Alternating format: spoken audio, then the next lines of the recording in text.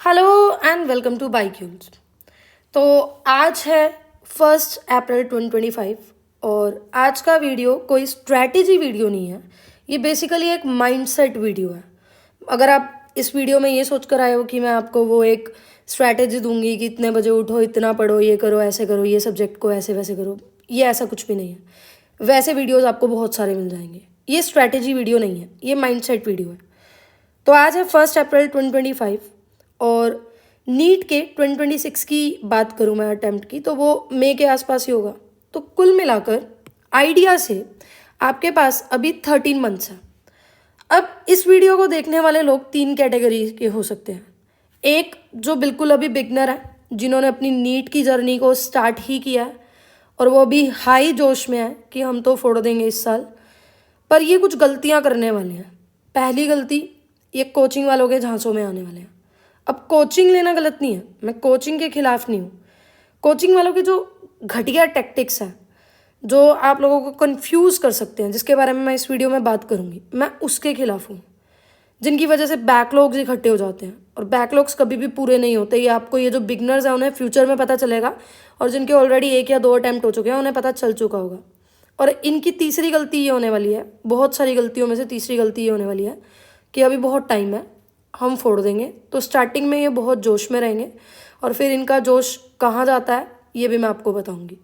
दूसरे कैटेगरी के वो लोग हैं जो ट्रांजिशन पीरियड में अभी 11th से 12th में गए हैं, और अब इसमें भी 2 कैटेगरी के वो लोग हो सकते हैं। बस 10% ही ऐसे लोग हैं जिनकी 11th अच्छी गई है।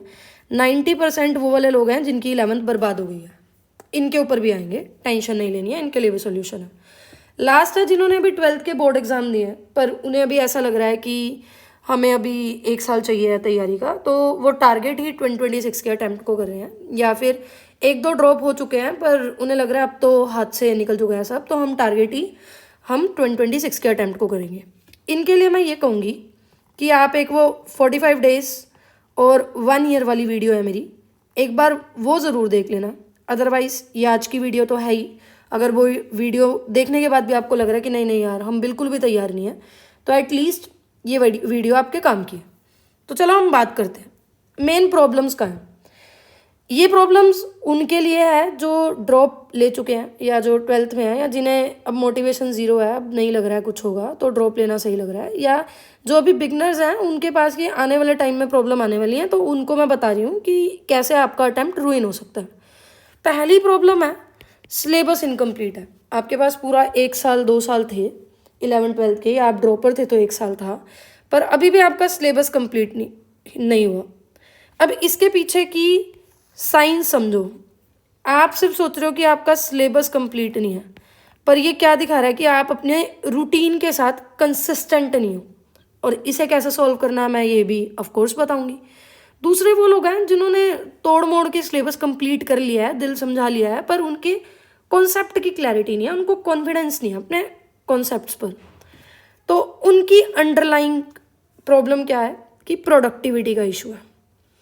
अब इसके पीछे की साइंस को समझते हैं। अब आप सोच के देखो, आप इस जर्नी को स्टार्ट करने जा रहे हो। सबसे पहली बात तो आपको इसका सक्सेस रेशो पता होना चाहिए। 24 लाख के आसपास बच्चे फॉर्म भर रहे हैं और सिर्फ 50,000 बच्चों का क्लियर हो रहा है, तो बाकी 23.5 लाख का क्या हो रहा है? जो मेजर प्रॉब्लम है ना, उन बाकी 23.5 लाख को, एटलीस्ट मेजोरिटी को, उनका वाई नहीं पता, क्यों नहीं है, क्यों करना है। अब ये बहुत अजीब सी बात आपको लगेगी कि इससे क्या ही लेना देना है, आपको ये बहुत बेकार की बात लगेगी, पर लेना देना है। आपको जिस चीज़ का पता होता है ना, आपको चाहिए है, आपको जो चाहिए होता है ना, उसके लिए आप काम करते हो, आप उसके लिए स्टेप उठाते हो। गिवन दैट आपको पता होना चाहिए कि वो आपको चाहिए। अभी वो आप सूडो मोटिवेशन में, काफ़ी सारे जने यहाँ सूडो मोटिवेशन से ये जर्नी स्टार्ट कर सकते हैं। कुछ भी रीजन हो सकते हैं, जैसे ये मेरे पेरेंट्स का ड्रीम था। अब बस 1% लोग ऐसे होते हैं जो एक्चुअल में अपने पेरेंट्स के ड्रीम को पूरा कर पाते हैं, इतनी मेहनत जतन से काम कर पाते हैं। बाकी बस दिल समझा रहे होते हैं कि ये मेरे पेरेंट्स का ड्रीम था तो ये मुझे करना है। अब उनके अंदर वो अंदर से ही वो इनर्शिया नहीं होता, तो वो अपना 100% नहीं दे पाते, इसीलिए वो हमेशा डिप्रेशन में रहते हैं। करने की कोशिश करते हैं पर अपना 100% नहीं दे पाते, विच लीड्स टू डिप्रेशन। 1 या 2 या 3 ड्रॉप के बाद भी उनका नहीं हो पाता। दूसरा, जो ये सोचते हैं कि क्यों बनना है डॉक्टर, वो अपने वाई से श्योर नहीं है। उनको बस ये लगता है कि हाँ अच्छा करियर ऑप्शन है, पैसा कमाएंगे, नाम के आगे डॉक्टर लगेगा, रिच बनेंगे। तो मैं आपको पहले बता दूँ, आपको ये बात बुरी लग सकती है पर ये बहुत एक हार्श ट्रूथ है कि ये बहुत नोबल प्रोफेशन है। अगर आपको पैसा ही कमाना है तो सच में there are many many many more career opportunities. ये भेड़ चाल में मत चलो, ये हमारी सोसाइटी की बस एक डेफिनेशन है। मतलब कहने को ये सक्सेस की फेलियर डेफिनेशन है कि कुछ क्राइटेरिया रेडी हैं कि आप डॉक्टर, आईएएस, इंजीनियर ये सब बन गए तो आप सफल हो, अदरवाइज आप फेलियर हो। सोसाइटी इसके आगे कुछ और देखना ही नहीं चाहती। पर आप यंग माइंड हो तो आप सोसाइटी की इन बातों में मत आओ। दूसरा, जिनको अपना वाई क्लियर है पर कुछ सीरियस रीजंस की वजह से उनका एग्ज़ाम क्लियर नहीं हो रहा, जैसे कि उनको प्रॉपर गाइडेंस नहीं मिल रही है, वो सिर्फ भेड़ चाल की तरफ चल रहे हैं, वो सड़क का सांड बने घूम रहे हैं, रेस का घोड़ा नहीं बन रहे हैं। सड़क का सांड मतलब जिन्हें जो भी चीज़ दिखती है, जो भी नई स्ट्रैटेजी दिखती है वो उसको फॉलो करने लग जाते हैं, जो भी नया मटेरियल दिखता है, जो भी नए क्विज दिखते हैं लगाने लग जाते हैं। वो रेस का घोड़ा होता है ना, जो सिर्फ आगे देखकर चलता रहता है, मतलब उन्हें खुद पे भरोसा नहीं होता, खुद की स्ट्रैटेजी पे भरोसा नहीं होता। वो बेसिकली क्या करते हैं, वो एनसीईआरटी से पहले प्रायोरिटाइज करते हैं मॉड्यूल को। यहाँ पर आप गलत हो जाते हो। मैं ये नहीं कह रही हूँ कि मॉड्यूल्स नहीं पढ़नी है, आपको लोग कहेंगे मॉड्यूल पढ़ने के लिए आप पढ़ो, पर खुद के मन में ये बिठा लो पहले मैं एनसीईआरटी पढ़ूंगा फिर मॉड्यूल पढ़ूंगा, टाइम बचेगा। तो आपको लोग कहेंगे कि फर्स्ट डे से मॉक लगाना स्टार्ट करो, है ना, पर आप पहले जो भी पढ़ रहे हो डेली का काम डेली करो, डेली उसके पीवाईक्यू को देखो। सॉल्व नहीं हो रहे कोई बात नहीं, एटलीस्ट उसको देखो, तो नेक्स्ट टाइम आप जब चैप्टर पढ़ोगे आपको पता चलेगा। ठीक है, तो आप लैग कहाँ कहाँ कर रहे हो। पहली चीज़ जहाँ आप दिक्कत खा रहे हो वो ये है कि आई हैव इनफ टाइम। आपको लगता है कि आपके पास इनफ टाइम है तो आप प्रोकास्टिनेट करते रहते हो। आपका कोई इंटरनल डिसिप्लिन नहीं है, आपको सूडो मोटिवेशन है कि हाँ करना है, कर लेंगे। आपको डर नहीं है कि आगे क्या होगा, आपको डर लगता है एंड मोमेंट पे, जब बिल्कुल टाइम बॉम्ब फटने वाला होता है, पेपर आने वाला होता है कि अब घर वालों को क्या मुंह दिखाएंगे, करियर का क्या होगा, एडमिशन कहाँ मिलेगा। तीसरा, कंपैरिजन। जहाँ कंपैरिजन आ जाता है ना, आप एस्केप करने लगते हो। या तो आप अपने आसपास वाले को देखने लग जाते हो कि यार हमने गलत मेडिकल ले ली, इनकी तरह कॉमर्स, आर्ट्स या नॉन मेड लेनी थी। या फिर आप अपने साथ वाले अपने पीयर्स को देख के, अपने कंपेनियंस को देख के अपने मार्क्स कंपेयर करते हो, उनकी थॉट प्रोसेस को कंपेयर करते हो। तो आप धीरे धीरे आपका माइंड इन चीज़ों को एस्केप करने लगता है कि आपको एक्चुअल में नीट की तैयारी करनी है। तो ये तो थी सारी प्रॉब्लम्स। अब आते हैं मेन मुद्दे पे, सॉल्यूशन पे। पहली प्रॉब्लम थी कि आई हैव इनफ टाइम। तो पहला काम है ये मिथ ऑफ टाइम को उड़ाना। दो तरह के लोग हैं और यही डिफाइन करेंगे आपके सक्सेस को। एक वो कि जो दिसंबर जनवरी से पहले अपना सिलेबस पूरा कंप्लीट कर लेंगे। ठीक है, तो ये हैं बड़े समझदार कैटेगरी के लोग, ये भेड़ चाल में नहीं चल रहे हैं, ये किसी सोशल उस पर नहीं है, डिस्ट्रैक्शन में नहीं है। इनको बस पता है कि भाई हमें करना है तो हम इसको पंचवर्षीय योजना बनाकर नहीं चलेंगे, हम 1 या 2 बारी में करके अपना निकल लेंगे, मेडिकल कॉलेज में एडमिशन ले लेंगे। वो ड्रॉप का ऑप्शन ही नहीं रखते, तो वो पहले दिन से कंसिस्टेंट हो गए, प्रोडक्टिव होकर चलते हैं। ये बेस्ट कैटेगरी के लोग हैं, इनको कोई भी नहीं रोक सकता नीट क्लियर करने से। ये लास्ट में फिर इनको दिक्कत भी नहीं होती है, इनको खुद पे भरोसा बना रहता है क्योंकि इन्होंने काम किया। तो ये आइडियल तरीका है कि दिसंबर जनवरी तक अपना सिलेबस कंप्लीट कर लिया, उसके बाद बस revision revision revision, practice practice practice, उसी चीज़ को बस और बढ़िया करते जाना। दूसरे वो कैटेगरी के लोग हैं जो स्टार्टिंग से एंड तक बस सोचेंगे कि हमें पढ़ना है, पर उन्हें होश आकर दिसंबर के आसपास आएगा कि अब तो सिर्फ 5 महीने 6 महीने पड़े हैं यार, हमें पढ़ना है। ठीक है, ये फिर भी ठीक है, बिल्कुल लास्ट वालों का तो उससे भी गया गुजरा हाल है। तो टाइम से इस चीज़ को समझ लो। अब इस चीज़ को सॉल्व कैसे करना है? सबसे पहली बात, लोग आपको कहेंगे fix your study hours, fix your कब आपने मॉक लगाना है, कैसे करना है, ये सब फिक्स करो। मैं आपको ये कहूँगी फिक्स योर रूटीन, या मैं आपको ये कहूँगी फिक्स योर स्लीप टाइम। चीज़ें कहाँ ख़राब हो रही हैं, हमने अपनी बायोलॉजिकल क्लॉक के साथ खिलवाड़ कर लिया। हम रात में पढ़ते हैं, दिन में सोते हैं। अब देखो इसके पीछे की साइंस देखो, इसके पीछे की साइकोलॉजी देखो, हमारी बॉडी कैसे वर्क करती है। हमारे पास एक बायोलॉजिकल क्लॉक नाम का कॉन्सेप्ट है हमारी बॉडी में, जिसके पीछे पूरा का पूरा एक ग्लैंड रिस्पॉन्सिबल है, जिसको हम पीनियल ग्लैंड बोलते हैं, जो कि हॉर्मोन्स वगैरह सीक्रेट करता है, जिससे हमारी बॉडी की रिथमिक साइकिल चलती है। अब देखो, जिस चीज़ को भगवान ने, यूनिवर्स ने बनाकर एक प्रॉपर उसके लिए अलग से ग्लैंड दे दिया उसको मेंटेन करने के लिए, हम उसको बिल्कुल बिगाड़ देते हैं। हम रात को पढ़ रहे हैं, सारी सारी रात पढ़ रहे हैं, और एक्चुअल में वो पढ़ नहीं रहे, वो सूडो स्टडी है। वो हमें लग रहा है हम पढ़ रहे हैं, उसकी कोई भी एफिशिएंसी, हमें कोई भी रिजल्ट उसका मिलने नहीं वाला। सिर्फ 1-2% लोग होते हैं जो सारी रात पढ़ के पेपर निकाल लेते हैं, बाकी 99% की कहानी छपती नहीं है। इसके पीछे की साइकोलॉजी समझो। जब हम सुबह उठते हैं, है ना, तो हमारी प्रोडक्टिविटी पीक पर होती है। ये मैंने पहले भी एक लेक्चर में बताया, मैं फिर बता रही हूँ। धीरे धीरे जैसे दिन ढलता रहता है ना, हमारी प्रोडक्टिविटी डिक्रीज होती जाती है। अब आप खुद सोचो, जब आप सुबह उठते ही आप इंस्टाग्राम चला रहे हो, यूट्यूब की रील्स देख रहे हो, तो आपका माइंड कहाँ जा रहा है? आपकी प्रोडक्टिविटी कहाँ इन्वेस्ट हो रही है?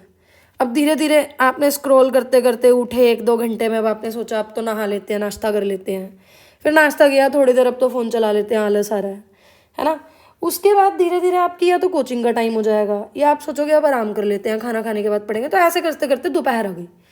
अब दोपहर को भी ऑफकोर्स या तो आप डायरेक्ट अपनी कोचिंग वगैरह में निकल जाओगे, या फिर पढ़ने बैठोगे, पर वो मोटिवेशन बन नहीं पाएगी, क्योंकि आपने अपना first half of the day बर्बाद कर दिया। आपका पूरा दिन कैसे जाएगा, आपके 24 घंटे कैसे जाएंगे, ये डिटरमाइन करते हैं आपके उठने के बाद के 3-4 घंटे।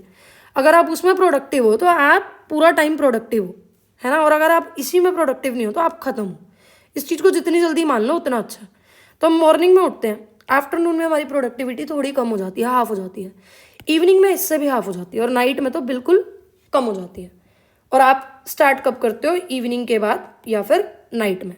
तो ऑफकोर्स वो कैसे ही होगी तैयारी होगी भी तो रिजल्ट नहीं आएगा, which will lead to ultimate frustration, depression, और फिर आप ये प्लान ही ड्रॉप कर दोगे, या तो ये ड्रॉप कर दोगे या MBBS का प्लान ड्रॉप कर दोगे। तो आपको ये देखना है कि किसी भी तरह आपको 11-12 बजे सो जाना है और 7 बजे उठ जाना है। आपको 7 से 8 आवर की स्लीप लेनी ही लेनी है। सबसे बड़ी मूर्खता है अगर आप इससे कम स्लीप ले रहे हो, अगर आप अपनी स्लीप पे कॉम्प्रोमाइज़ कर रहे हो, क्योंकि आप ज़बरदस्ती अपनी बॉडी से कुछ नहीं ले सकते। बॉडी ज़बरदस्ती फिर आराम निकलवाएगी, और जब बॉडी बीमार होकर आराम निकलवाएगी तो आपको बिल्कुल ज़ीरो कर देगी, वो चीज़ आपको अच्छी नहीं लगेगी। दूसरा काम, अगेन मैंने बताया, मुझे आपको कोई स्ट्रैटेजी वीडियो नहीं बताना, मुझे आपको माइंड सेट बताना है कि आपको अपना माइंड कैसे ट्रैक पे रखना है।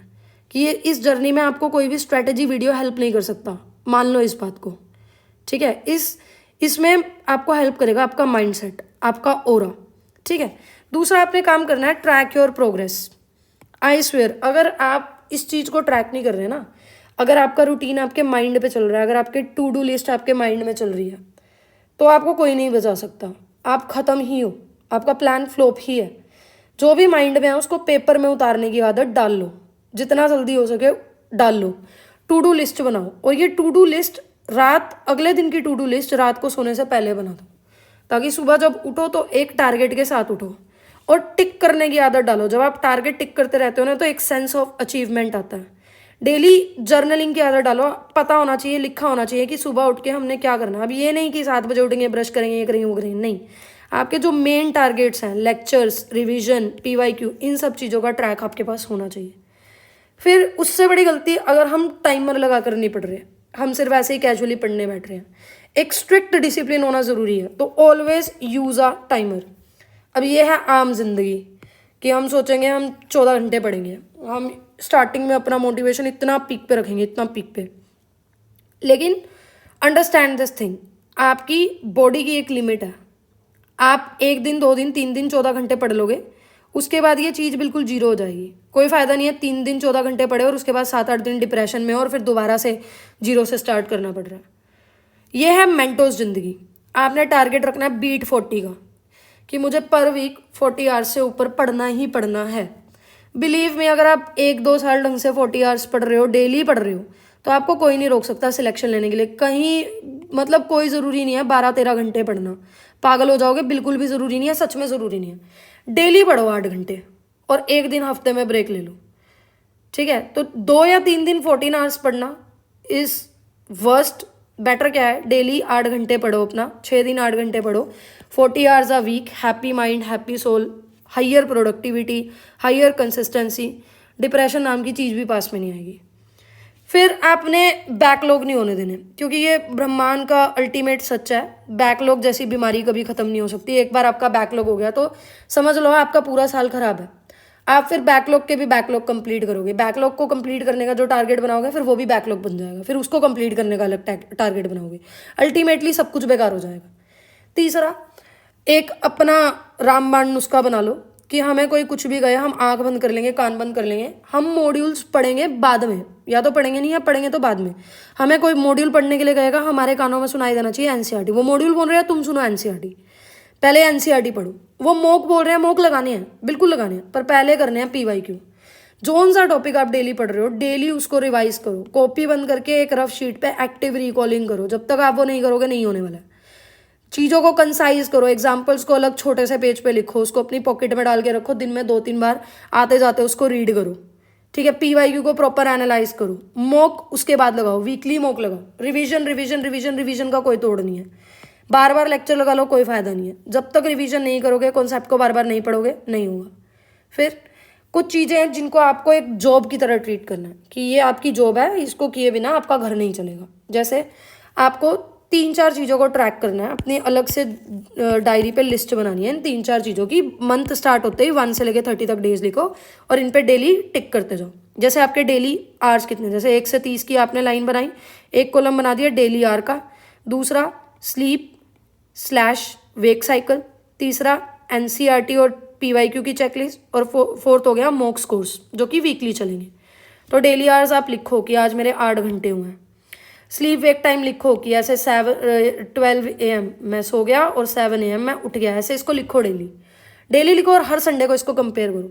चेकलिस्ट टॉपिक वाइज कि क्या आज आपने एनसीईआरटी का कुछ पढ़ा, ये मत लिखो क्या पढ़ा, एनसीईआरटी का क्या पढ़ा, बस एनसीईआरटी/पीवाईक्यू आपने कुछ भी एनसीईआरटी इसका आज पढ़ा टिक, पीवाईक्यू लगाए टिक।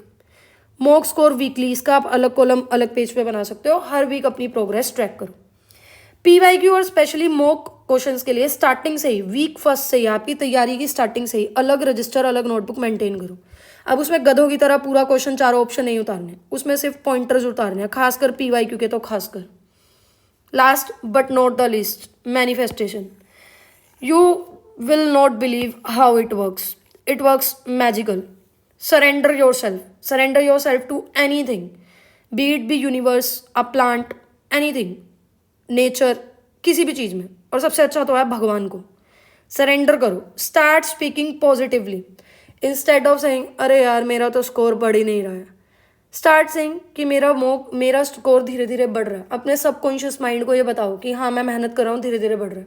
इंस्टेड ऑफ सेइंग कि यार मेरा तो रूटीन कभी बन ही नहीं सकता, स्टार्ट सेइंग मैं अच्छे बात पे हूँ, मैं धीरे धीरे अपना रूटीन बना रहा हूँ, तो मेरा धीरे धीरे रूटीन बन भी जाएगा। इंस्टेड ऑफ सेइंग यार मेरा तो कभी भी नहीं होगा, स्टार्ट सेइंग कि यार मेरा नहीं होगा तो किसका होगा। इंस्टेड ऑफ सेइंग कि जो मैं पढ़ता हूँ वो तो पेपर में आता ही नहीं, स्टार्ट सेइंग कि मैं जो पढ़ूंगा वही पेपर में आएगा, ठीक है। और रिलायबल सोर्सेज पर हो, जैसे एनसीईआरटीज, एनटीए पेपर बना रहा है 17-18 साल के बच्चों के लिए, वो किसी 26-27 साल के बच्चों के लिए पेपर नहीं बना रहा है, टीचर्स के लिए पेपर नहीं बना रहा है। जो ये टीचर्स तुम्हें बड़े बड़े बुक्स से पढ़ा रहे हैं इन्होंने नहीं देना वो पेपर।